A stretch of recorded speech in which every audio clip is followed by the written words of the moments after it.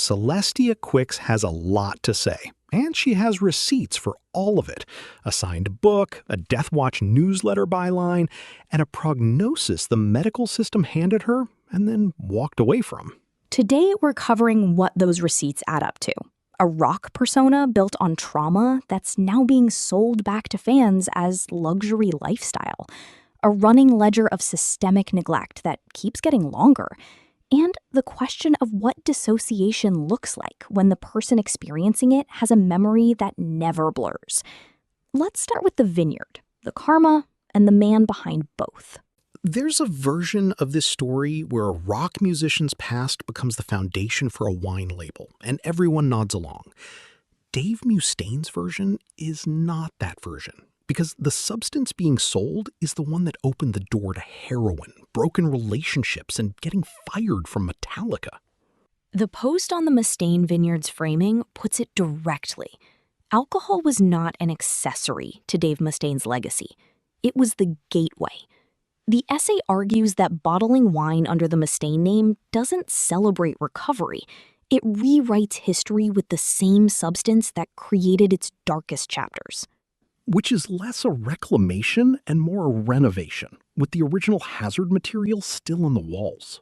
The piece connects this to Pamela Ann Castleberry's role in Megadeth's marketing, describing a shift from what it calls gritty authenticity toward curated cruises, luxury merchandise, and now the vineyard.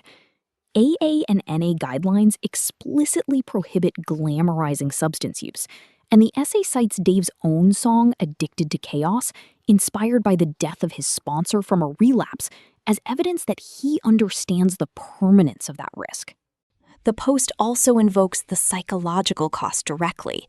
As someone with complex PTSD, the writer describes the glamorization of addiction as re-traumatizing, citing research on vicarious trauma as the mechanism, and frames watching this unfold as harm to herself and to fans who take their recovery seriously.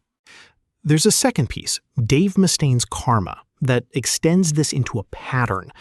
Neuropathy, throat cancer, spinal stenosis, read as consequence rather than coincidence, organized around a distinction the writer calls the difference between the orange and the celery. The orange squeezes out its own juice. The celery absorbs the water it's placed in. And the penultimate narcissist supplies the documented timeline.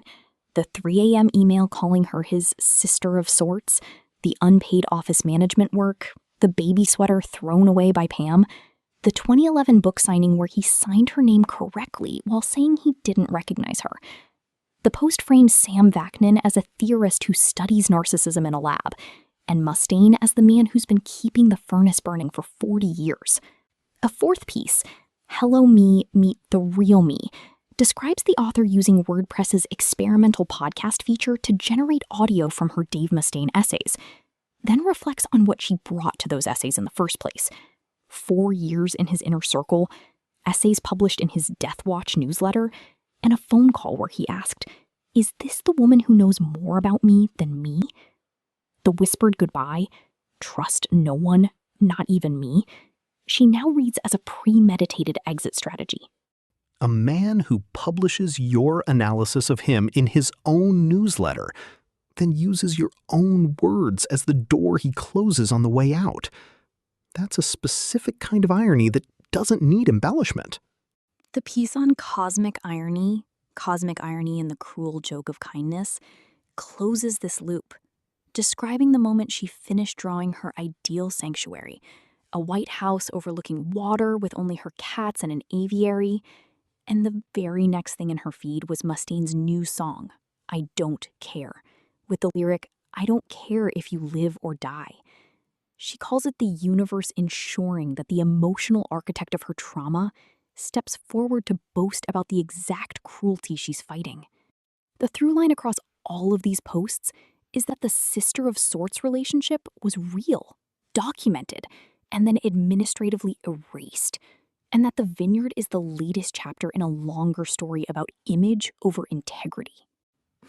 That's a lot of ground to cover before we get to the part where the medical system also decided she wasn't worth the paperwork. The post Terminal Illness and Societal Neglect opens with a practical problem. The AI tools she prefers won't accept what she needs to tell them, and turns into a catalog of every system that was supposed to help and didn't. Family, friends, mental health services, medical providers, regulatory agencies, patient advocates, and investigative journalists. The document she finally pastes into the chat is titled From Aloha to Golgotha, and it begins, "I don't remember the past. I inhabit it." It describes a 7-year siege, starting with a murder-suicide in January 2019, crime scene cleanup with no trauma support, and a medical system that responded to her subsequent Aspergillus diagnosis by dismissing her as cost-prohibitive and flagging her record. The Understanding Medical Blacklisting post traces the same architecture from a different angle, using a conversation with Gemini to dismantle the argument that her situation is a mindset problem. When a commenter suggests Mel Robbins' fear elimination framework, the response is that no 5-second rule overwrites a behavioral flag hard-coded into an EHR system. The 7 years of rejection and terminal isolation post is the most comprehensive ledger, a formal public record listing every agency, family member, former friend, and public figure she contacted, most of whom returned silence. One line near the end, "This post is what happens when you have nothing left to lose." And the post Unmasking the Pseudo-Advocate adds one more layer. The observation that even artists who build careers on mental health themes may not have the lived complexity they're marketing. The through line from Mustaine's Vineyard to a celebrity wellness brand is shorter than it looks. Which brings us to what happens when the mind itself becomes part of the siege. The post on dissociation and memory gaps opens with a locked phone, a voice recorder showing 1 hour instead of 4, and unfed cats. And the question of whether the person asking that question has HSAM, which means she would remember everything else with perfect clarity. The post puts it plainly. Hell yes it is, because I have hyperthymesia for everything. I mean everything else. A memory gap isn't ordinary forgetting. It's a void in a system that doesn't produce voids. The conversation traces the gaps back through childhood sleepwalking, a mother's psychiatric hospitalization, parentification at 9 years old, and the 2019 murder-suicide, which the post describes as the ultimate confirmation of a fear she had spent decades trying to convince herself was irrational. The WordPress domain spoofing post lands in the same territory from a completely different angle. A technical fight over DNS records and SPF configuration that turns into a meditation on what it costs to be the only competent person in every room when you're also the person with the least oxygen to spare. Both posts share the same structural tension. A mind that retains everything, a body that is running out of time, and a set of systems, technical, medical, familial, that keep demanding she perform the work of fixing them. The coral reef of a legacy takes a long time to build. The dynamite is faster. The cosmic irony post names what that costs. The hate that consumes me now is not a flaw. It is the natural, justified result of this cosmic irony, not dysfunction, consequence. A vineyard, a broken CNAM API, a fourth identity verification, and a music track called Abuse is the Muse. All in the same week, all from the same 160 square feet.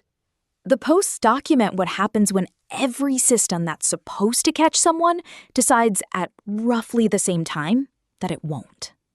Next episode, we'll see what the archive looks like when the building is still on fire.